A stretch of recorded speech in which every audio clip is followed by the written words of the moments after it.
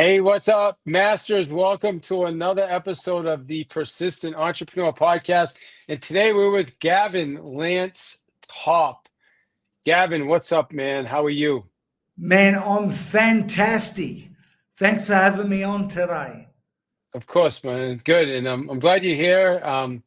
You're out there slumming it up on an island somewhere, right? In What are the you in the Pacific? Mediterranean, that's In the it. We're about Mediterranean. 26 miles from Sicily and about 150 miles from Africa in the middle.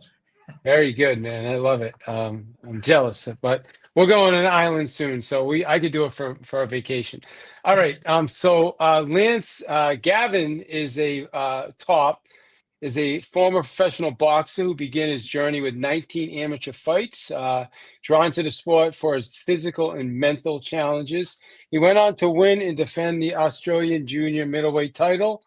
And after a comeback in 2005, he fought 5 international opponents before earning the World Title Eliminator bout in Germany. At his peak, he was ranked 12th in the world. Super cool, man.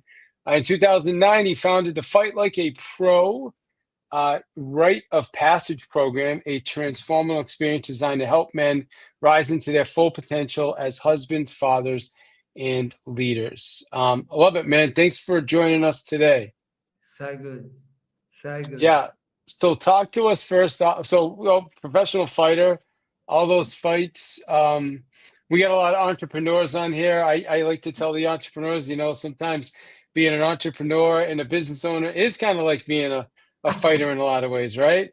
Man, if you can't fight, you won't make it in business. I mean, my parents actually growing up, they always owned their own businesses. Their thing was they would actually buy a business run down, build it up over 18 months, 2 years, and then sell it.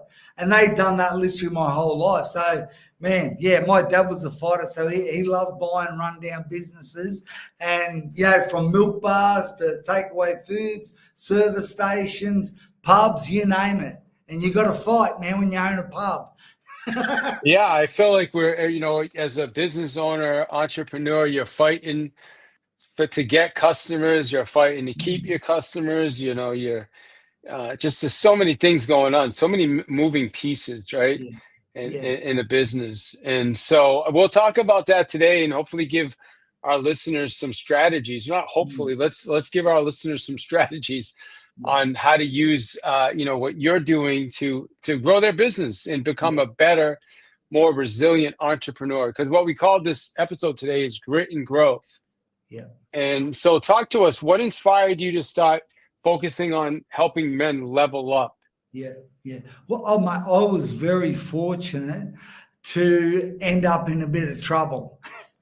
And why I say I was fortunate, because then I ended up meeting a mentor. And he said, and I was young at the time, I'd been boxed for a couple of years, but I ended up like in a rehab, and he sort of like almost put his finger in my chest and said, son, there's something in you that only you can fulfill. There's a mission, there's a purpose. And I kind of knew that, I sensed there was, but I just kept missing the mark, and drinking and carrying on. So once he kind of got hold of me and started to give me some guidance, because I knew there was something in me bigger than the results I was getting, So I basically said to him, man, what have I got to do? I was tired of doing it my way, So that's when he started to mentor me and coach me. And I realized that, man, I think everyone longs for some guidance, a coach, somebody to show them the way. Whether it be in business or whether it be in the boxing ring or just being a better man. So that kind of got me started. And literally on that journey, I got on that journey. It was about five years into that journey. I got to live my dream. Like I got an opportunity to fight for Australian title, and I won it. But what I realized along the way, I had a couple of men that were close to me. They didn't make it. Like that, they ended up committing suicide. You know, they drank again, and I remember at one of my there was this guy, and I believed he was doing better than me. You know, and I remember being at his funeral, and I remember making an oath, like looking at him in the box, you know, and thinking, man, I ain't going to waste any time. Like, I made an oath that I was only ever going to do what I love doing. Like, I wasn't going to, because he was doing things that I believed that were out of his integrity, out of his values, you know. So I promised myself I'm only ever going to do what I love. And I suppose when I transitioned from boxing into business, I had the same formula. Unless my heart was fully engaged in it, I kind of figured, man, it's not for me, you know? Yeah. And so that's kind of how I developed a boxing program for men that had never fought, you know, because it was more about initiation, validation process, you know. And of course, I was very, very fortunate. I did that for 10 years and helped thousands of men, you know, either get their marriages back together or double their income in their businesses. I mean, you know, Dave, I'm not telling you anything you don't know. When a man becomes a better man, he levels up and becomes more valuable, he gives more value to the marketplace. And that's where men would really transform their businesses, just because they were becoming better at being them, you know. So, yeah, so I've seen that. So when it happened, but in about 2019, before the pandemic and whatever hit Australia, I kind of felt like, man, I felt like God was saying, Gav, you got to change. I didn't know what to do. But then I sort of had written a book, that Rite of Passage for the Modern Man, and I'd actually written it about 2 years before, purely out of anger, frustration, disappointment, because I had so many men that wanted me to bring what I was doing around to other cities in Australia. But, you know, spread myself so thin. And I actually sold a few franchises, but it just wasn't the same, you know. So that's when I actually wrote that small book, A Rite of Passage for the Modern Man. And when I got out of what I was doing, I put that book online, an ebook. And then men just started reading the book and go, that's amazing, Gav. What's next? And I was like, you know, being an entrepreneur, it's like, read it again. And then I went and made something to help them, you know, something they could invest in. Yeah. And then, of course, it led into the pandemic happened, and it really just took off, not from around Australia. Well, now we've got men from New Zealand to Alaska, you know, and everywhere in between reading our books and doing our programs, you know. So it's, man, I've been blessed and looked after, you know. Amen, brother. So, you know, it's interesting because I come from a really, I don't know if you've listened to my podcast, but most of the people that know me know I come from a really challenging upbringing, specifically with my father. And so the one thing he did was he taught me how to fight, which is interesting. Although I never became a boxer, I always said I would have been like, if UFC, if I was interested in like UFC back then, I would have probably been the champion, because I was fearless and angry, and it was probably the only thing I was good at was fighting. So I can actually relate to you being a boxer, because there wasn't a lot of other areas in my life that I had confidence except the ability to fight and protect myself. Because my father, if I didn't win a fight, he would beat me harder than any other kid out there could beat me. So anyway, I don't want to go on too much of a tangent, but I guess the transition, right? Because for a lot of us, like you went and became a boxer, and again, I probably might appreciate this more than some because of my childhood, but for most people, they can't go out there and become a boxer. No. And I wouldn't suggest they do it either. Right. So, but let's talk about the transition from the boxer, right? Like maybe there's some other kids out there that do have these struggles and they're not sure what to do, and maybe they don't have the confidence. How do they use what you learned, or that rite of passage to a modern man? Let's talk about that transition. It's funny because when I say funny, like you talk like that, and I totally get where you're coming from. We're on the same page. But people would say to me, "Why do I fight?" And I could give you all the why did you good fight? explanations, acceptable. But the truth is, I actually think that years down the track, and now I've got 7 children myself, and you're raising kids and you see yourself in them. You have And of 7 course, children? 7, yeah. Holy 2 boys cow. and 5 daughters. I've got an amazing wife. We've been together since we were Wow. kids, man. Good for She's you, amazing. brother. Wow. All right. Anyway, sorry you just threw me off a little bit. I got 2. I have 3 Man, I'm total. thrown off every And 2 at day, but home. don't worry.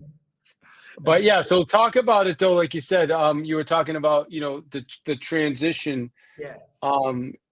from going through whatever you went through as a child into how does somebody utilize that and do something with themselves. Well, I suppose, I never looked at myself. I never thought I was an angry young man. I never thought I didn't even really want to hurt anyone. When I was boxing. I mean, sure, yeah, I did in those situations, but I actually never felt like I was competitive. I never I was never competing. I never felt like I was wanted to beat you so I could win. Although obviously that was my intentions, because I always felt what motivated me was not beating you, was just becoming a better me. So one of the things I've learned over the years through a mentor is basically being mentored.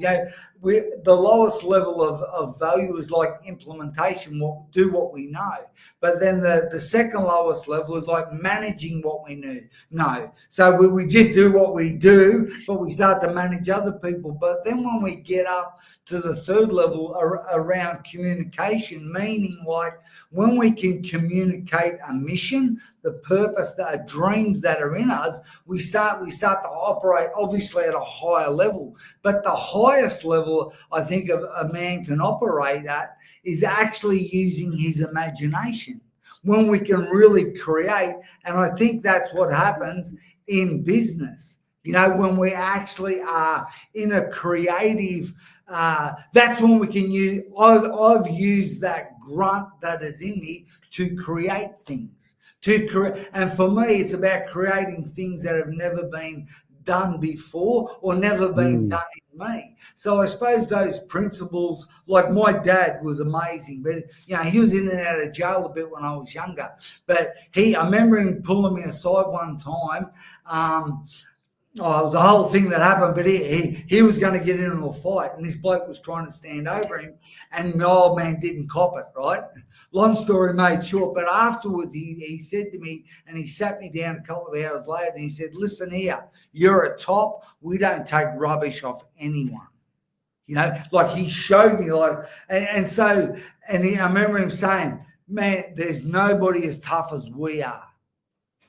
And as like a 13-year-old boy, I just believed him that nobody was as tough as we were. So no matter how hard it got in the box room, I knew I could out-tough you. I knew I could outlast you. I knew I could put up with more uncomfortable rubbish and continue.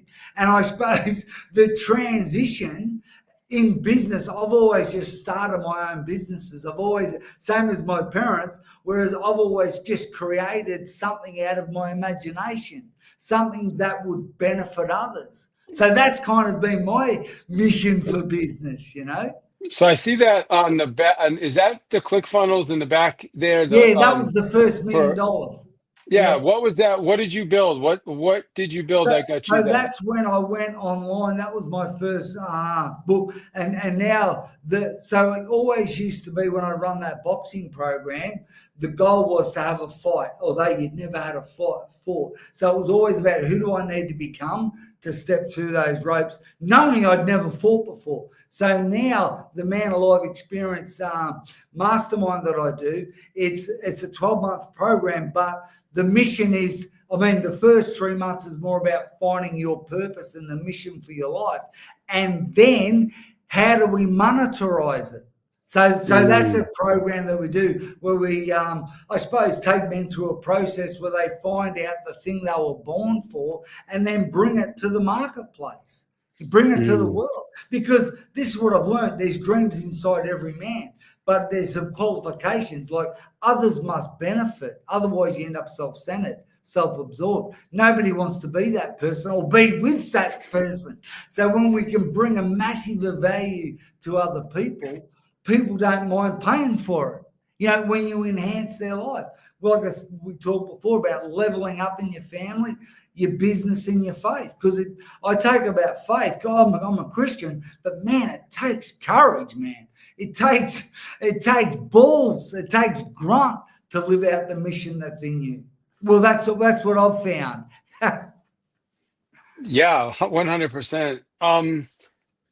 So you mentioned a couple of things. You mentioned Man Alive. Yeah. What is Man Alive?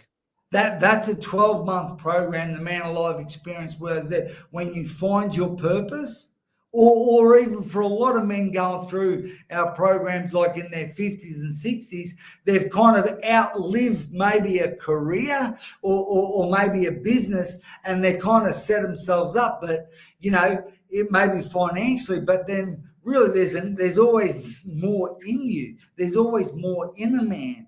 The worst thing I remember I experienced as a younger man when I won the Australian title, and it was like as soon as I won that title, it was like the fire, the passion, the grunt, it was like it left me. And I didn't realise till down the track, and of course it's dangerous to fight when you don't have that fire.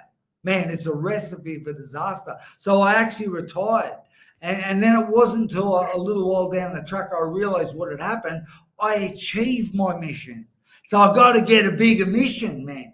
So your mission was to win the title, and then as soon as you win the title, it was just like no more. It was like I did it. I couldn't find. I needed a bigger mission.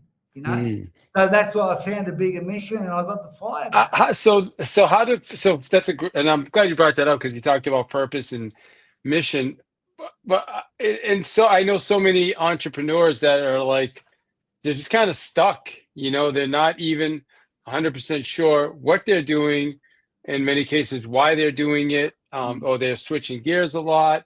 So how does somebody find their mission, their purpose? Mate, that's like the $1 million question.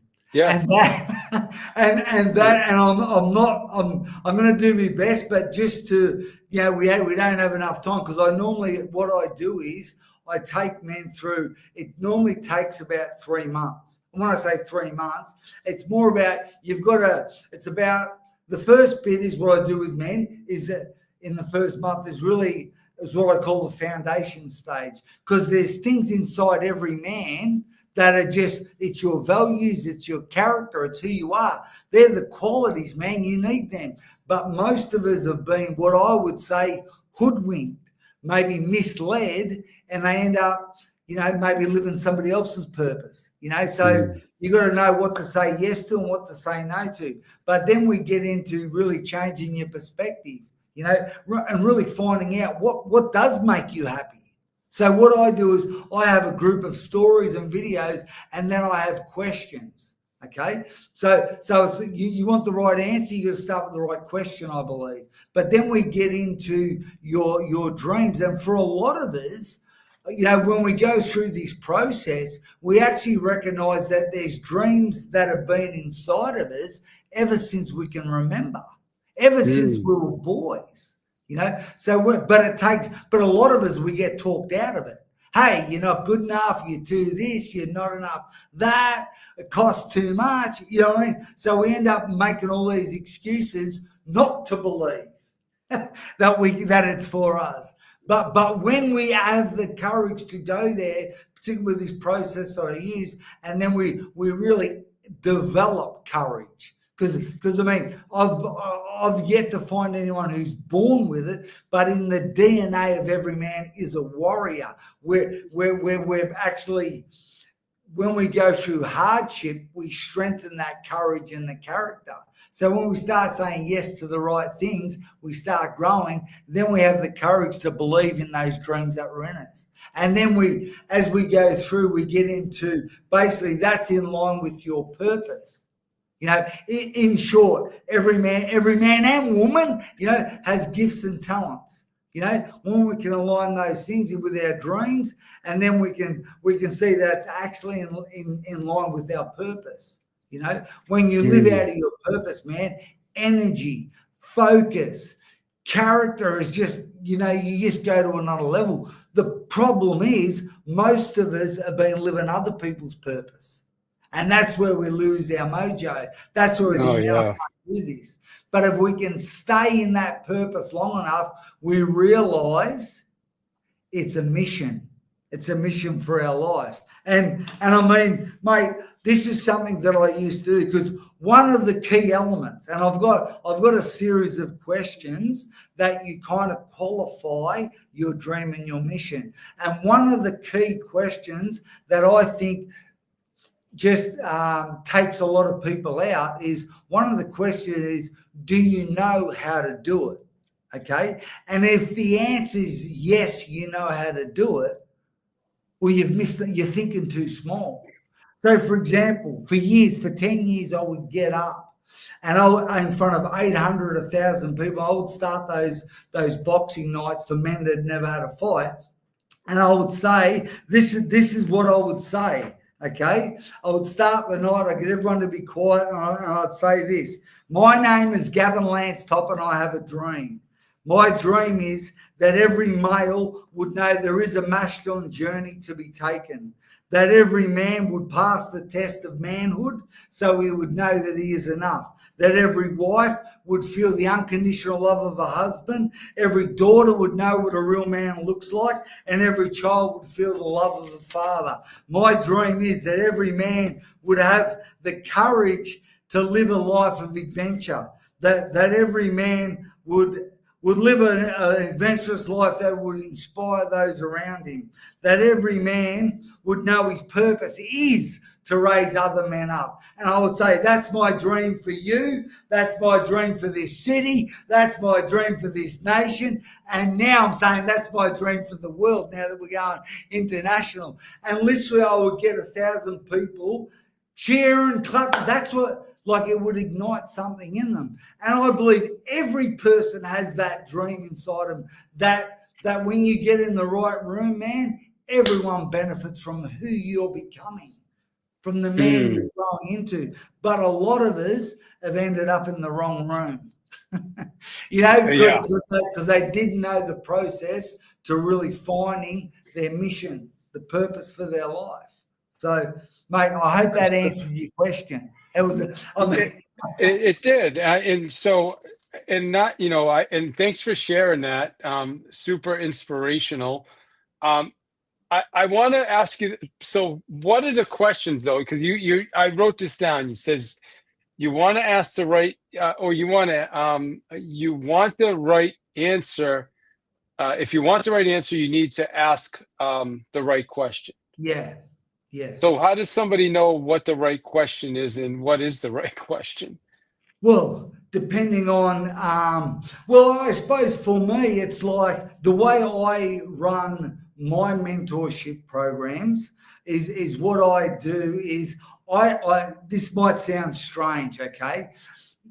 But I really endeavor not to tell anyone anything. Like what I mean is, when you go through this process, because it's different for everyone, we've all had a different childhood, a different background, different relationships. So what worked for me might not necessarily work for you.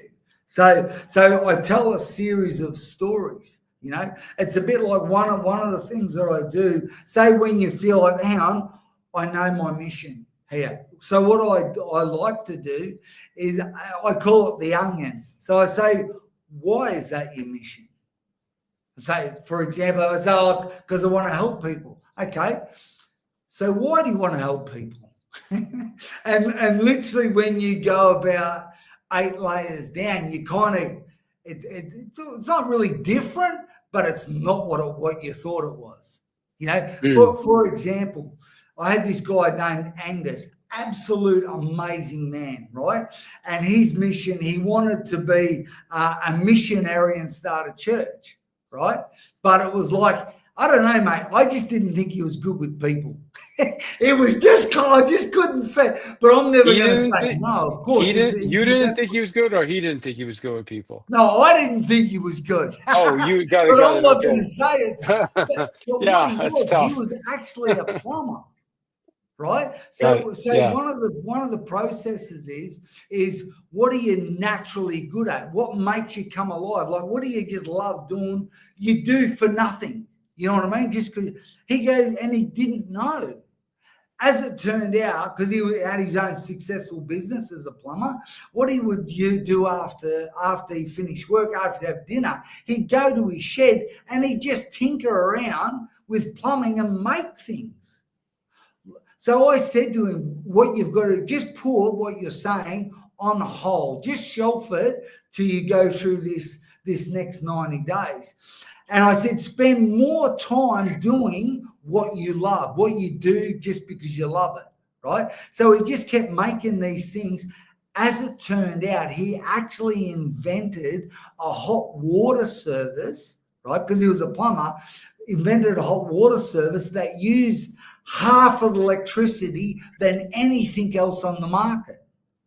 So, of course, he's taken it to market. It's selling like crazy in Australia, okay? So now he's got he didn't need the money. He already had a successful business. So all that money he can give to people to do this missionary work. So that's actually what makes him come alive. So he's looking to invent more things now. So we can just get caught up in the end result and not enjoy the process.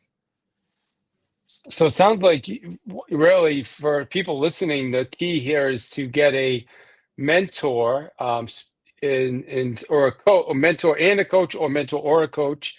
I don't personally don't believe they're the same, but you may be able to answer that question. That's going to help you with this process, right? Well, I being a boxer for 18 years, I remember.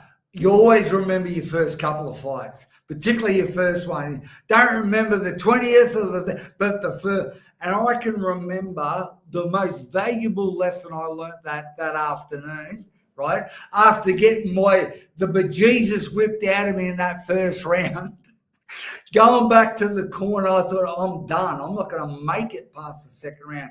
And literally my coach said, back to basics, son. Get your right hand up so you don't get hit with those straight ones and just get that jab going. And literally, once I got that jab going, then I landed the right hand a couple of times. Changed the whole fight. What I really learned that day was he could see what I couldn't. When you're in business, you're in the fight, man, sometimes I've had fights where I thought, I'm sure there's two of them hitting me. But he just said, hey, move your head to the side. That's the left hook. Drop back, uppercut. You know, a cornerman can always see what you can't. So it's very important you have the right cornerman, you know. What's the difference? Is there a difference between, in your opinion, a mentor and a coach?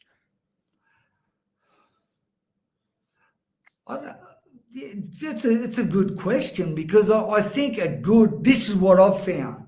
A good coach, I suppose, probably comes more of a physical. Like, I remember another boxing coach coming in one night, and there was Australian titles as an amateur.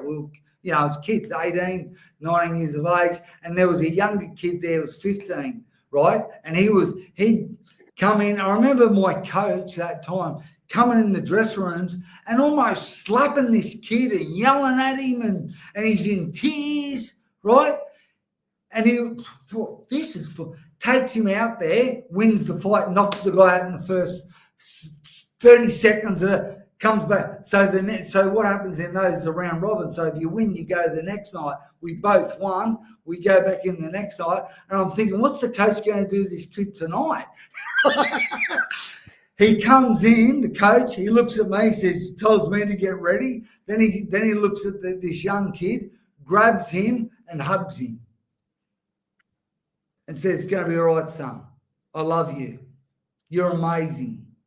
He hardly even walked out, went out there, knocked his opponent out again in the first round. Like, I think a good coach knows when to turn the heat up and when to turn it down.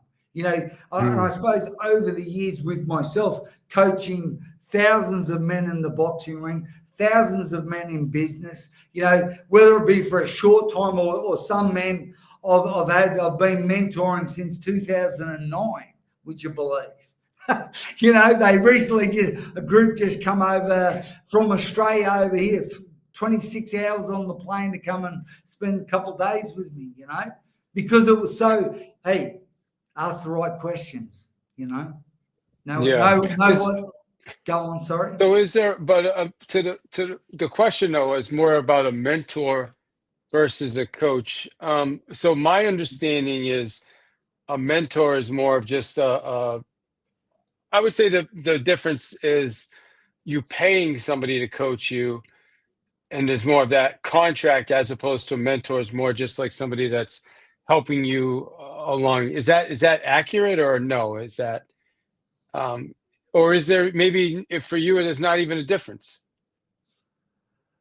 I'm not sure because I think like I've had coaches before and I haven't paid them, right? In my younger days, and I don't think I got as much out of it to men where I've actually paid them, and man, I need results. I think the payment is actually for me to really step up and level up. And I would actually even say the more I invest, because it's not like you're investing in a coach, you're actually investing in yourself.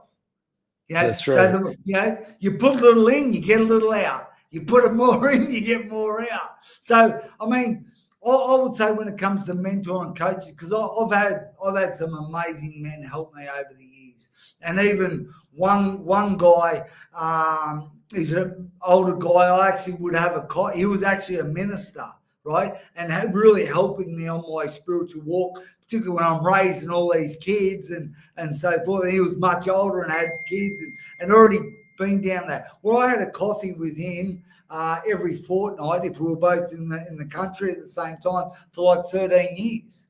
You know, then I had other business coaches that, you know, I paid a lot of money, and I'm glad I did, man. They accelerated my growth in business. Yeah. So, no. Yeah. Well, I appreciate that. I think that was the point. I think a lot of times people are looking for free, and my experience, I'm not saying 100%, but typically you get what you pay for, right? Yeah. And so I love what you said about the investment is you're investing in yourself, right? Obviously you find the right coach that can help you solve the problem or whatever, wherever you're stuck. But ultimately you're right. You're investing money into yourself. Yeah. That's a great perspective. Yeah. To be honest, I know with all the men that I help, support, encourage, really push in some ways, man, I need to get my cup filled up. So like in the last maybe 3 months, I've been to Tampa, America twice, down in Florida, from the Mediterranean here, just to spend a couple of days with my mentor. And of course, we're on calls every other week as well. Look, I need to be filling my cup up. Amen. There's nowhere I wouldn't go. I love it, man. So how do men, as we're going to start wrapping up, how do men become better versions of themselves? Yeah. Depending on the man, of course, but there is certain things that every man must do, must have, particularly in Australia. I mean, we're wrapping up, so we don't want to go into it, but it's very clear, particularly with the Indigenous men and tribes in Australia, that there's a process. You know, in Australia, the Indigenous men have what they would get stripes, meaning they get cut from one side of their chest to the other as they go down. And for example, they would spend, the first stripe would come from when they're boys. They spend time with their mothers, but they learn how to tell stories and pick berries, you know, witchetty grubs. And then when they start to be with the men, they would actually learn how to build things, you know. And then once they get another stripe, they would learn how to fight. You need to know how to fight because of other tribes, etc. And then, of course, you'd have a time of walkabout where it's like you need to look after yourself. You can't just be still breastfed. You know, and then, of course, you know, that's when once you qualify through all those things, they would teach you how to make an axe. Okay, so then an axe was to protect, but it was to hunt. It was, you know, when you had an axe, then and only then you could marry. Then you could have a say in the community. You know, you take a woman and build a family. But in Western culture, we've missed that in a lot of areas, you know. So how do you do that? Well, I would suggest start with reading my book, A Rite of Passage for the Modern Man. You know, I'm not going to go through it, but that dream I wrote was in that. Part of it is really finding out that dream, that thing that is worth your life. Because every woman as well is going to give their life to something. But most people are giving it to average, just mediocrity. Whereas I always say, when the dream is big enough, man, the odds don't matter. You know, you go full tilt. But if your heart's not fully in it, like I said before, living somebody else's dream, you won't be able to develop yourself, you know.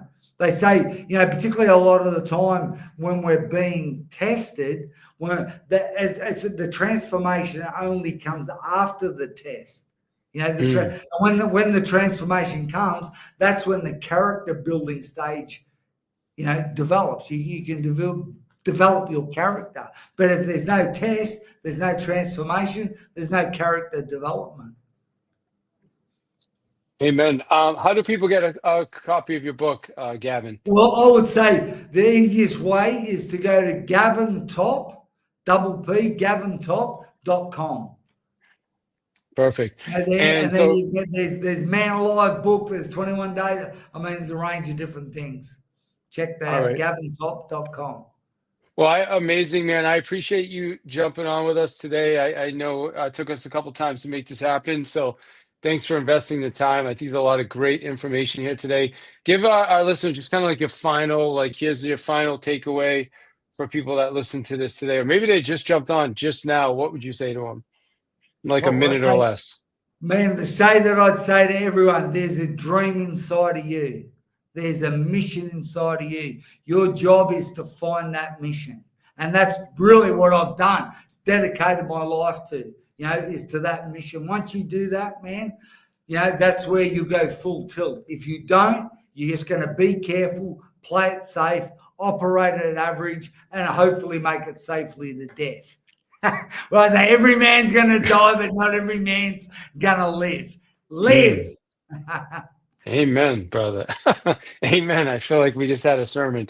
Well, I appreciate you, man. Thank you for doing this, and we'll be back in touch very soon. Thank you. My pleasure. God bless, mate. Ciao.